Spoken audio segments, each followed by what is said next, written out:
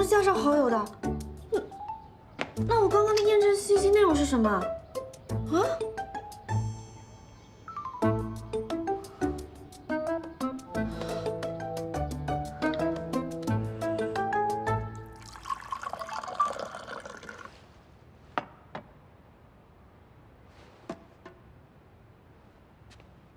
许律师你好，我是阮玉。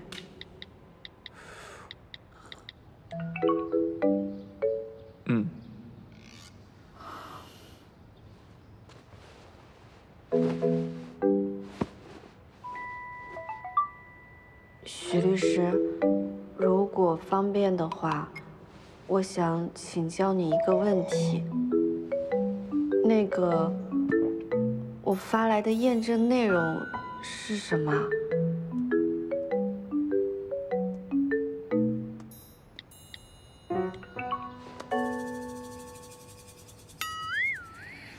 啊？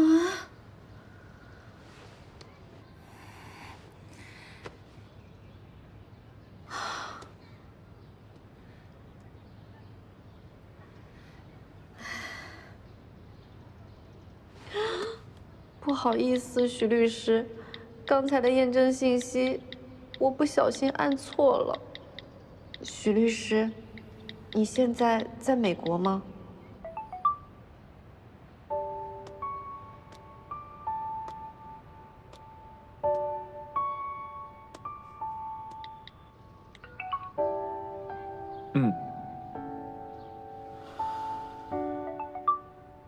不好意思啊，我不知道。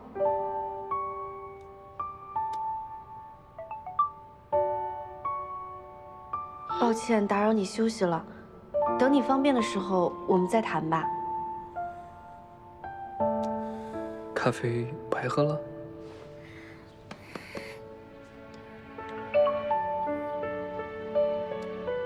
旧金山时间下午5点吧。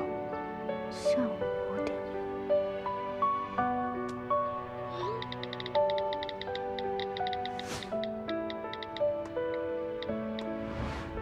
啊？8点？岂不是一睁开眼就要跟他谈案子了？没事儿，好歹还隔着1万多公里呢，不用面对面谈。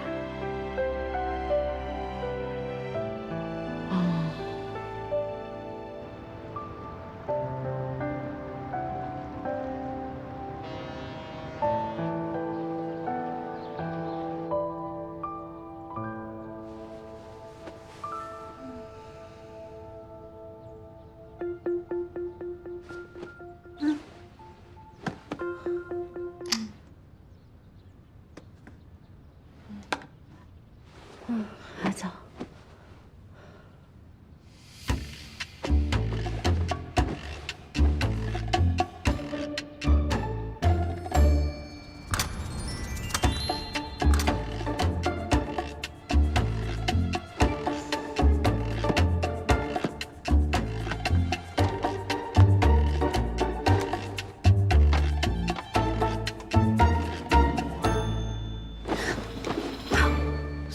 这么迟了？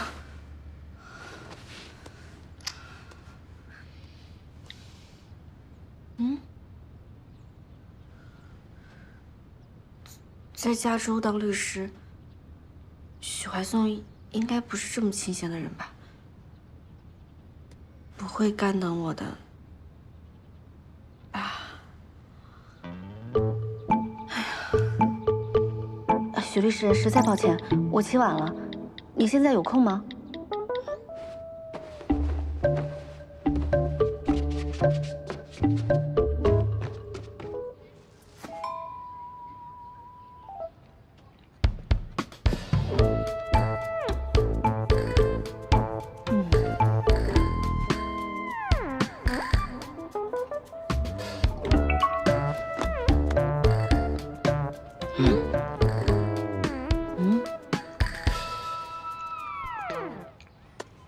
那直接开始吗？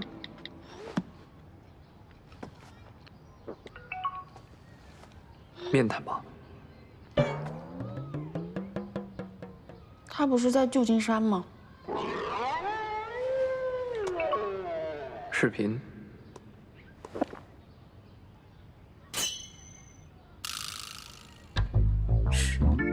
视频？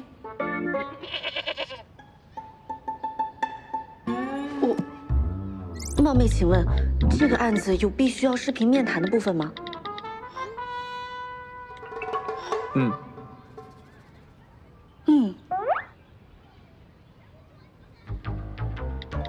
不好意思，我现在不太方便。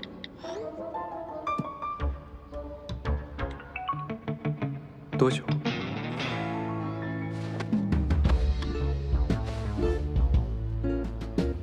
都说在前男友面前不能输阵，前男神跟前男友只差了1个字，这么邋里邋遢也不行吧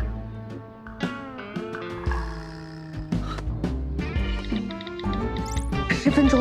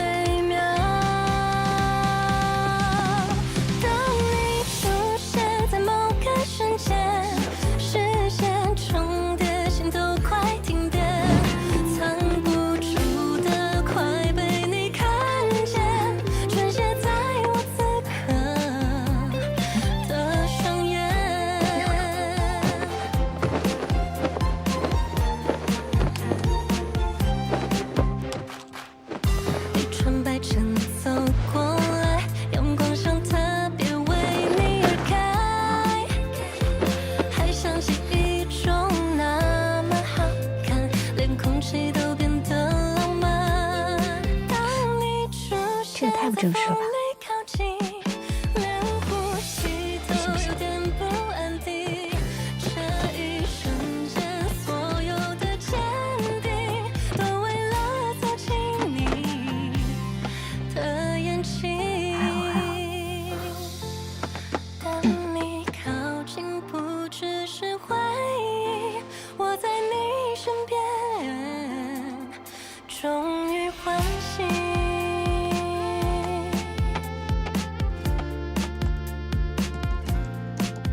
许律师，我这边可以了。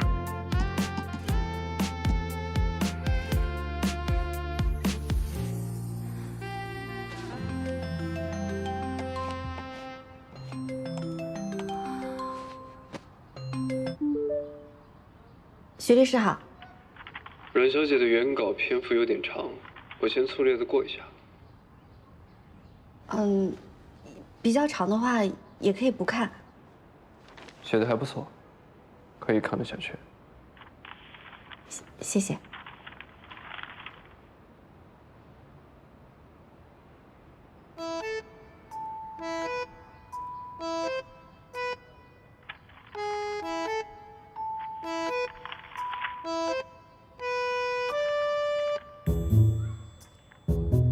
许怀颂这个家，还真是冷不溜秋，毫无生气啊。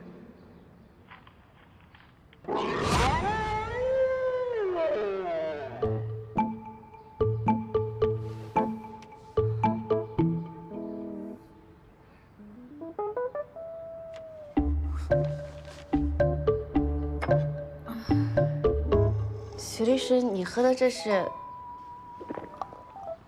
黑咖啡吧？这么大口喝黑咖啡，我还是头一次见的。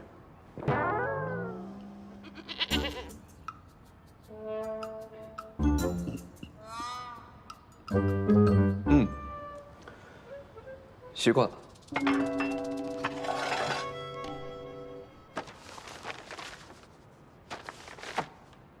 反调色盘的制作有什么想法吗？啊。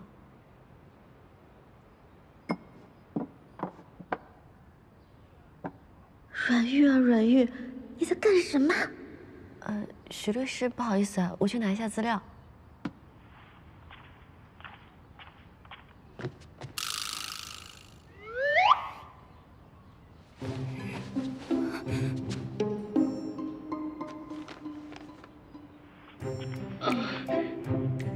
那个许律师，我去拿一下资料。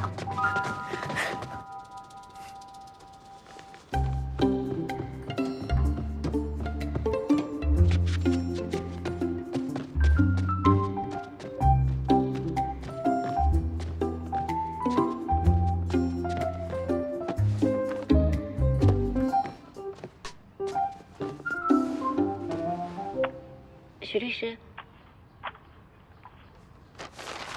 那个，之前呢，一位业内的朋友已经帮我做了一部分的反调色盘了。我从中摘取了几个例子，觉得可以作为反击的方向。说说看。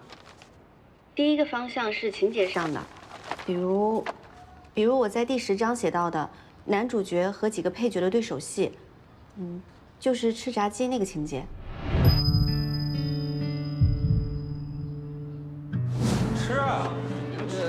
你放学弄个梯子来，放后门墙根那儿啊。什么梯子干什么呀？你明知故问，当然是翻墙出去买炸鸡啊。许怀颂这种清冷优雅和露水长大的人，难道会跟他们沆瀣一气，为贪吃炸鸡违反校规吗？你作业写完了吗你？我没兴趣。什么写啥呢？写什么作业呀？你不去，我把手机给老阮了。哎呀，完了！要是交给我爸那暴脾气，许怀颂就完蛋了。吃炸鸡不行，我得想想办法。去不去啊？谢谢老师，等我用完了，我马上给您还回来。不急的，这个梯子让老师慢慢用，回头得空了还回来就行啊。谢谢老师。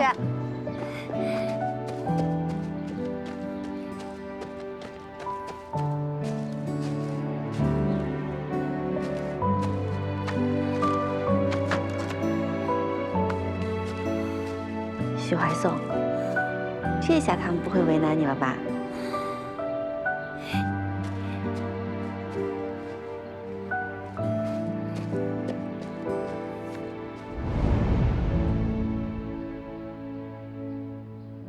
就算是真实发生的事儿，但过了这么多年，他应该也不记得了吧？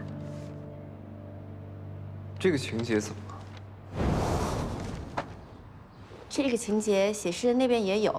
但是仔细看，我们的描写意图是完全不一样的。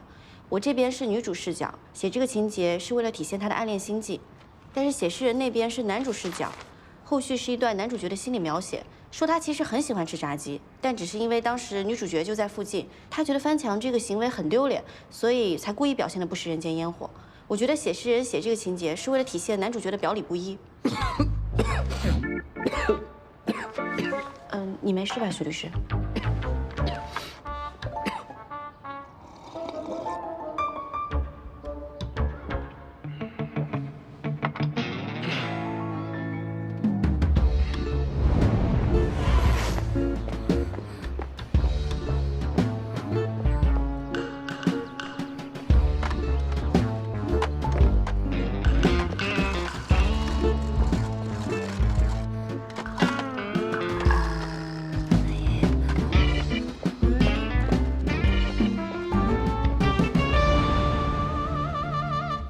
所以，后来把梯子还回去了，你有挨罚吗？他问的是我，不是书里的女主。难道他已经看过我的微博，知道这是我的亲身经历啦？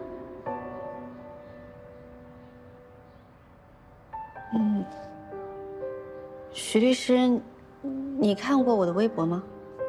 没有啊。阮小姐的微博有什么我需要特别关注的吗？如果有，我现在可以看一下。没有，都是些不重要的东西，没有什么需要看的。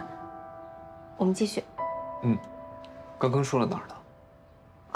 刚刚说到我把梯子……哎呀，不是，我都被许律师你说晕了。许律师，我纠正一下，我们现在聊的不是我本人，我们说的是我小说里的主人公，而且你刚才那个问题跟我们的案子也没什么关系吧？阮小姐，为了这个案子能够取得我们双方共同的满意，作为你的代理律师，我希望你能够100%的信任我，而不是质疑我的专业能力。哦，那女主有没有受罚，跟这个案子到底有什么关系啊？写诗人写了，第2天，男主看到了女主在罚站。如果说你的女主也挨罚了，幸好我觉得女主太惨了，所以没把这段写进去。许律师，你真是目光如炬，我刚刚差点错怪你了，不好意思啊。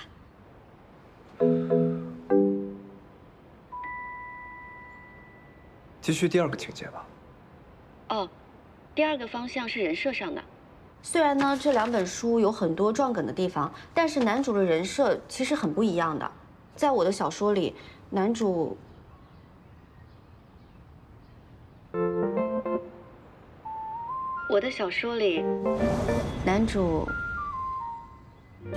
安静优雅，成熟稳重，虽然性格高冷，但是内心很温柔，还是很有内涵的学霸。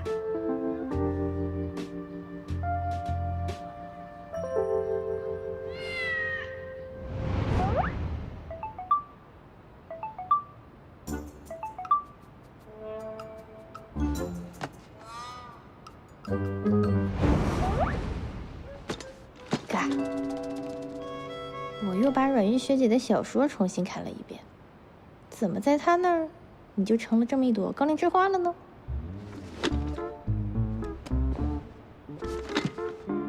哥，你以前是不是每天在她面前装模作样啊？哦，现在看来阮玉学姐应该喜欢那种调调的。哥，你要小心哦，不要人生崩塌哦。你作业太少了。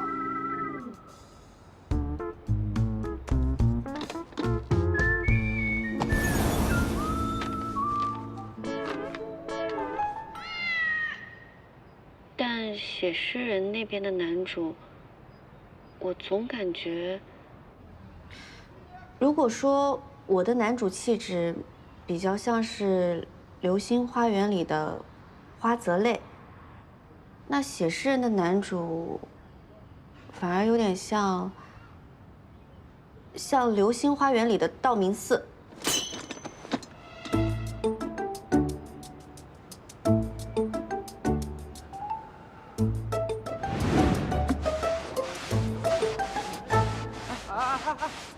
别动啊！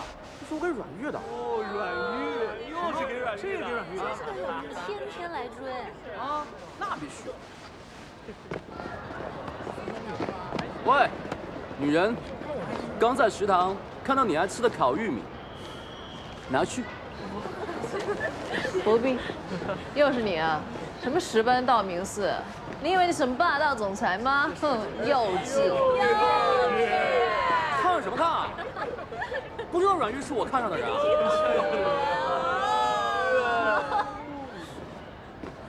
我没有把你告到老阮面前，已经很给你面子了。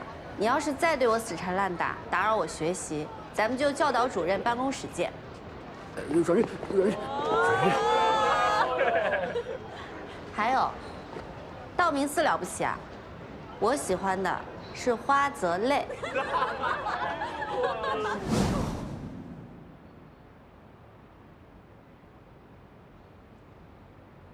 不好意思啊，你刚刚说什么？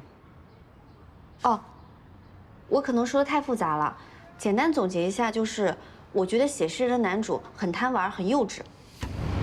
那个年龄的男生，不都差不多吗？怎么没有？怎么会差不多呢？写诗人的男主跟我的男主可差太多了。你看他成天为了炸鸡可乐费尽心机的，这还不贪玩吗？而且他为了博得女主好感，每天都在女主面前装模作样，这还不幼稚吗？这跟我的男主一点都不一样。我记得后面还有一些情节可以证明，你等等，我找给你看看。不等了，今天的会就先到这儿，改天继续。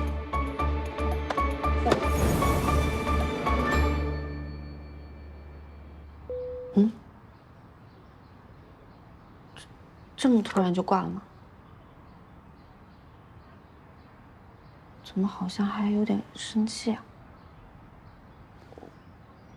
我说的又不是他。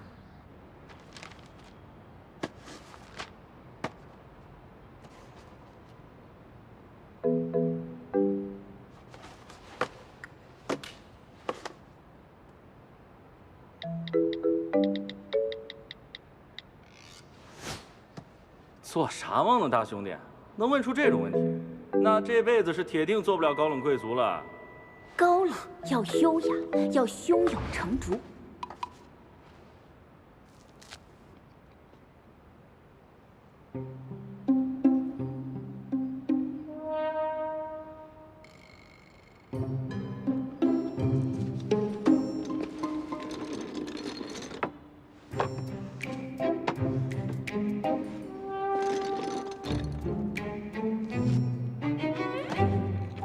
这么高冷吗？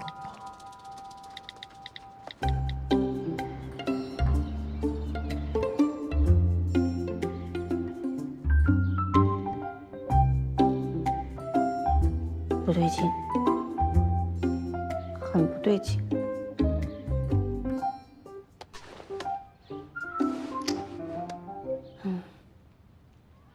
许律师，你睡了吗？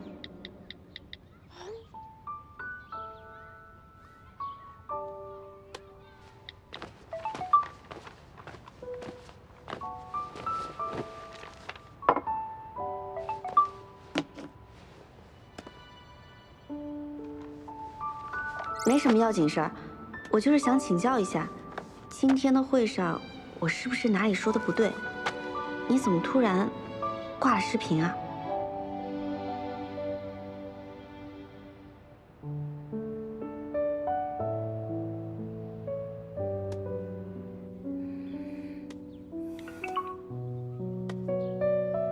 没有，当时来了别的工作。不过我也确实认为，阮小姐带着强烈的个人情感，大肆批判对方的男主，这样不客观、不理性的状态，并不适合继续谈案。原来是因为这样，太严格了吧？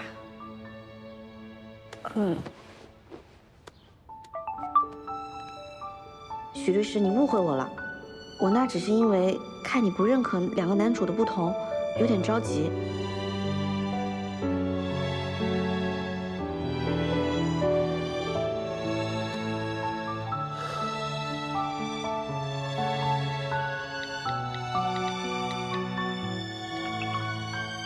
我认。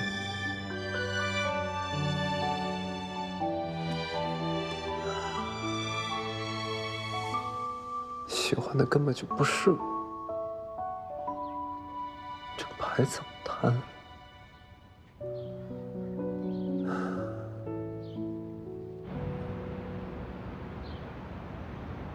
精英律师就是不一样哈，时时刻刻要保持客观理性。他约你后边开会的时间了吗？没有，但愿他是被什么大案子给绊住了，没什么时间再给我开视频会议了，不然我这一天天的就跟上学监考似的。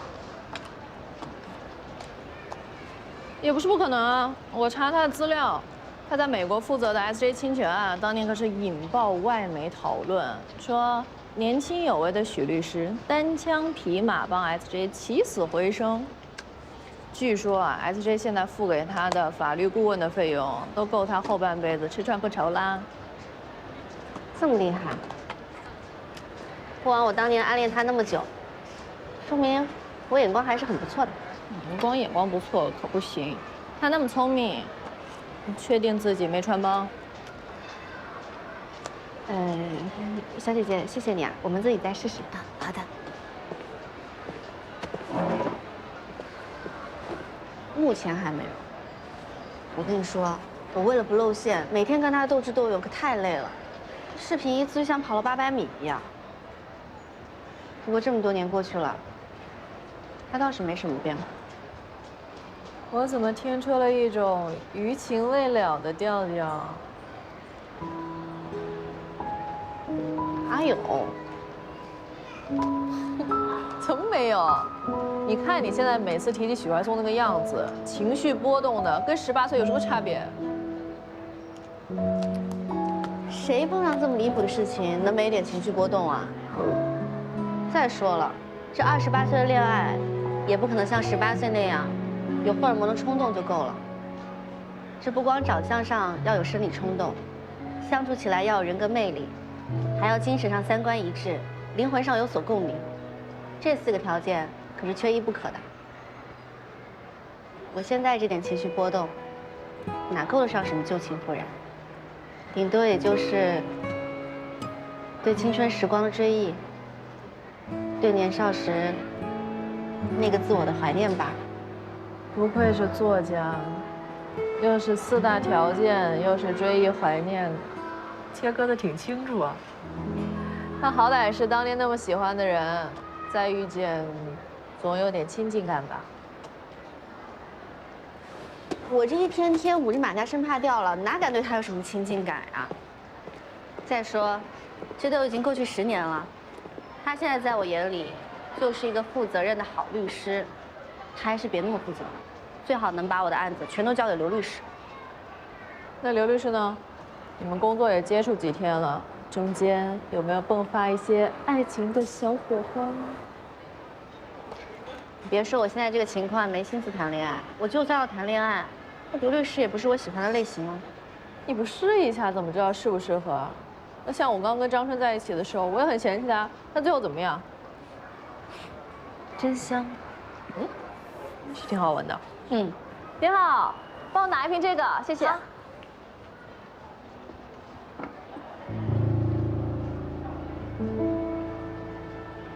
怎么了？总感觉有人在看我，怪怪的。是大白天的，你要从言情频道转到惊悚故事了。挑你的吧，要哪个？跳完了。转学姐，哎，真的是你？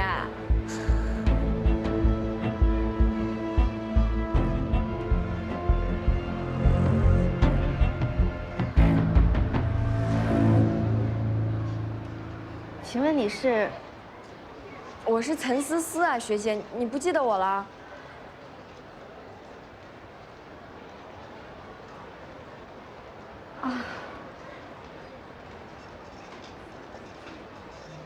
天哪，学姐，我真的好久都没见你了。我刚刚在那边偷瞄你半天，我还怕认错人呢。哎，你毕业以后就留在杭市了是吗？这是我们大学学妹岑思思，跟我一样是中文系的。哦，这是我的好闺蜜沈明英。你好。沈学姐好。哎，我记起来了，那时候你跟阮学姐都跟石灿在文艺部，对吧？我跟石灿是发小，我去看他的时候见过你好多次呢。看你们仨从早到晚都泡在文艺部里，真好。哎，对了，过几天他在杭市有个演出呢，你们没约着见一见？我们现在联系的不多，确实也不知道他的行程。哦，确实是他去年回国发展之后，确实挺忙的，就连家里人都很少能见得到他。但是你说再怎么忙，也不能忘了老朋友，对吧？这样，改天我约他时间，咱们几个一起聚一聚，可以吧？哎，学姐，你现在在做什么工作呀？算是自由职业吧。啊，不会是作家吧？算不上，也就是个普通写手。你呢？毕业以后找什么工作？啊，我呀，我就是在家里的公司上班呢。不过咱们学校真的是人才辈出啊！你看石灿是大明星，学姐你又是知名作家。不过我倒是认识几个网络作家，这个圈子好像挺不好混的，他们也都挺不容易的。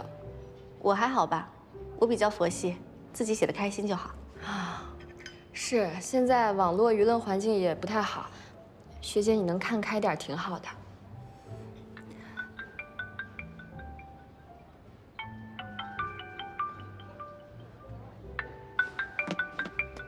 不好意思，接个电话。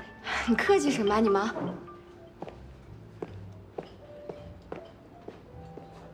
许律师，刚刚得到法院那边的消息，案子进展到追加被告这一环了。这么快啊？许律师，你那边应该很晚了，还在工作？失眠，习惯了。哦。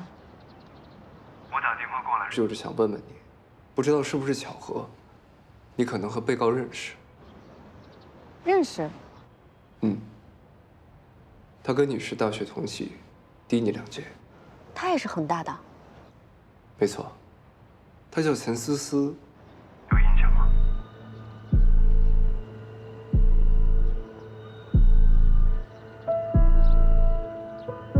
我正在跟他一起吃甜品呢。看来从之前网上泼脏水到今天的偶遇，可能都不是巧合。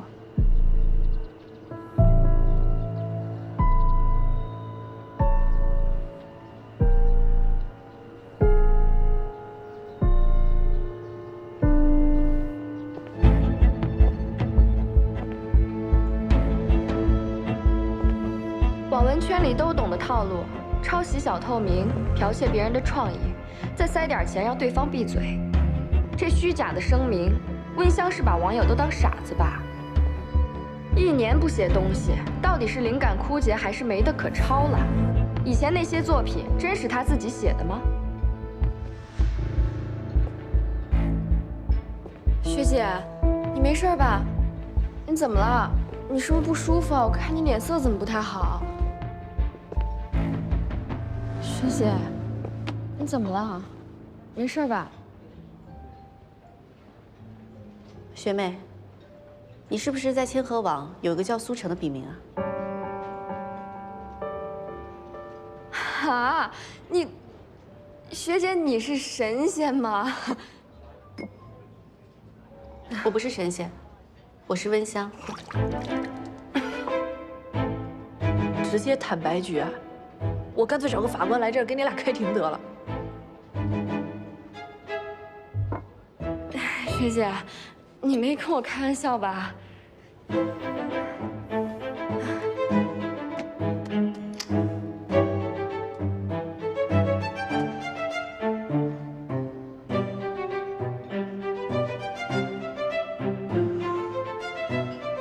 哎呀，你说这世界也太小了吧？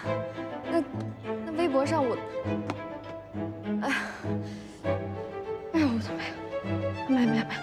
没，好冷静一下。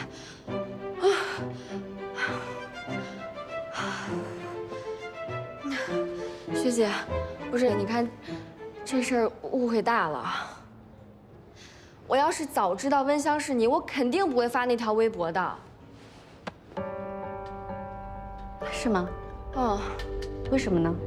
你肯定不会干抄袭这种事儿啊。学姐，你是不是把我给告了？你看，这误会可闹大了。我要是早就知道苏晨是你的话，那我就早点告了。本来也是我做的不对，学姐。我也没有想把事情闹大。如果你真的觉得是误会的话，我们也可以考虑和解。真的啊，学姐，那太好了。这事要是让我爸知道的话，他得骂死我。要是石灿也知道了，那他得多为难呀。学姐，你要是愿意原谅我的话，我一定公开向你道歉，争取消除对你所有的负面影响。我以后绝对再也不犯蠢了。你就是让我当牛做马，我都愿意。你也知道你做人不行啊，多大的事儿啊！但是和解程序我确实不太懂。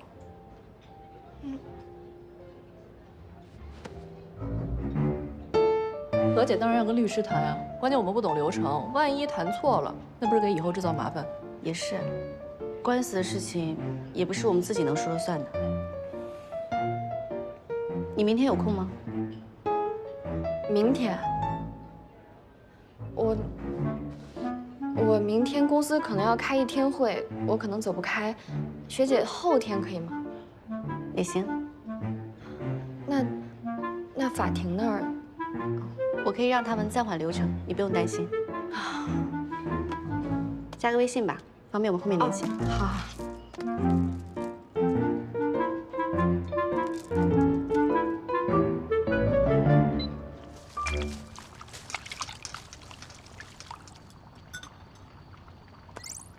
这是整理好的和苏成的对话内容，辛苦2位律师看一下。从对话内容判断，岑思思可能真的不知道你就是温香。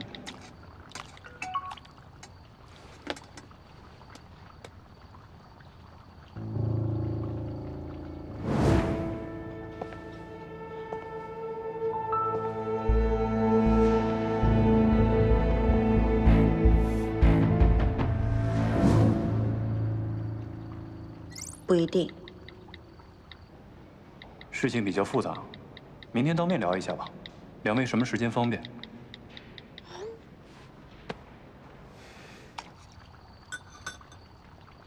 明天下午1点可以吗？我这边没问题啊，许律师。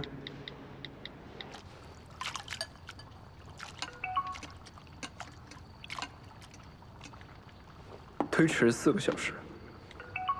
啊？你那边岂不是凌晨啊？时间上午都可以的，以许律师为准就好。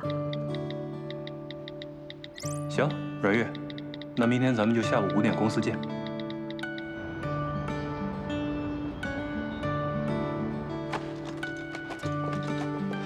谢谢 ，Thank you，OK， 这边。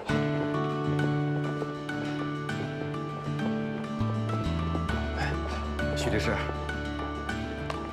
真是太感谢您了。要是没有您，我们这异国他乡的摊上官司，不定让他们欺负成什么样啊！法律的目的，是为了公正的保护和救济无辜者，这也是我们律师应该做的。话是这么说，但我们就是一帮穷打工的，只有您愿意公益为我们打官司，还前前后后做了这么多的工作。总之，谢谢，谢谢您。出门在外，还是得靠咱们自己同胞。行，那就不耽误你工作了。我先走了。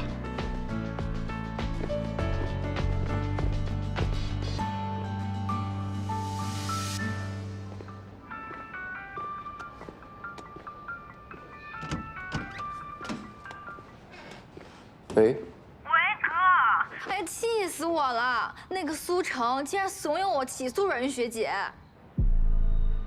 我发给你看。思来想去，还是建议你起诉文香，毕竟她侵犯了你的著作权。妹妹，你刚进入网文市场，不知道温香抄袭的举动会给你后续带来多大的伤害。你看到了吗？那我怎么办呀？那就让他先证明，他就是苏成本人。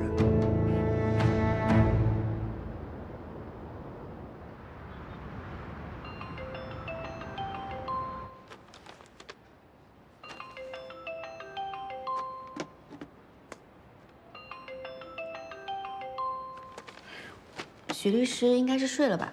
他那边已经凌晨了。也是。那咱不等他了，没事。许律师不在，这不还有个刘律师呢吗？是吧？那咱接着昨天的话题聊。好。岑思思给我的感觉是有些用力过猛的。在我跟他说我是温香以后，他下巴突然猛地磕到玻璃杯上，眼睛都痛得开始闪泪花了，揉了好半天才说，不会是开玩笑吧什么的。还有，他被戳穿了以后满脸通红，拼命的用手扇风，这些动作在当时看起来只是显得他很震惊，但后来我越琢磨越觉得不太对劲。你的意思是，他都是演的？他应该是没有想到我会这么直接的摊牌，所以他那些夸张的动作，我觉得是为了转移我的注意力，好为自己的反应多争取一些时间。所以，我认为他还有后手。后手？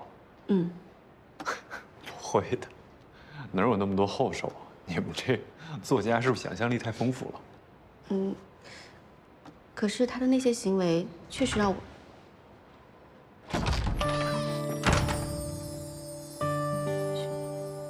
许律师，你怎么回国了？你不是说律所见吗？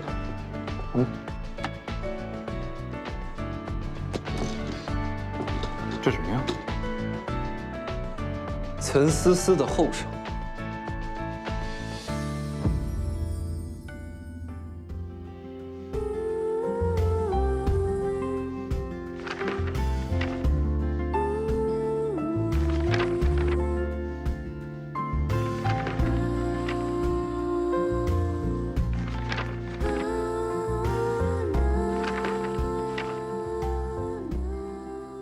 哎，咱们今天下午炸鸡安排一下。好啊，老许，你一个聪明懂事的好学生，整天带我们干这种事儿，合适吗？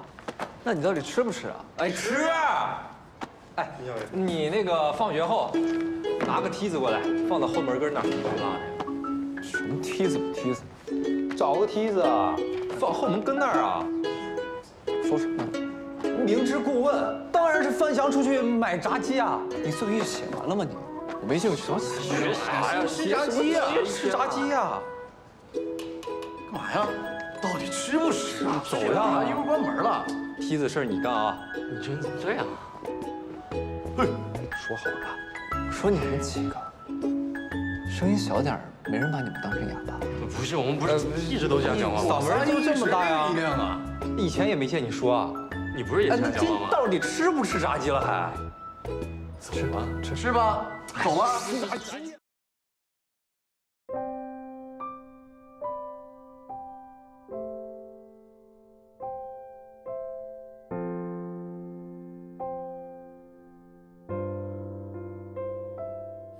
回想过去的画面，匆忙写下的句点，路过多少个日月，没有言语的离别，朦胧视线的边缘，风吹散过往的碎片。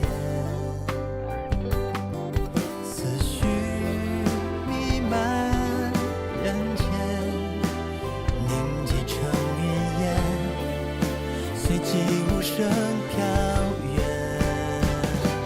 记忆的每一片，已泛黄的昨天，翻过枝叶，你却印在每个故事背面，不停在浮现，你带着笑的脸，弹指瞬间，没来得及留念。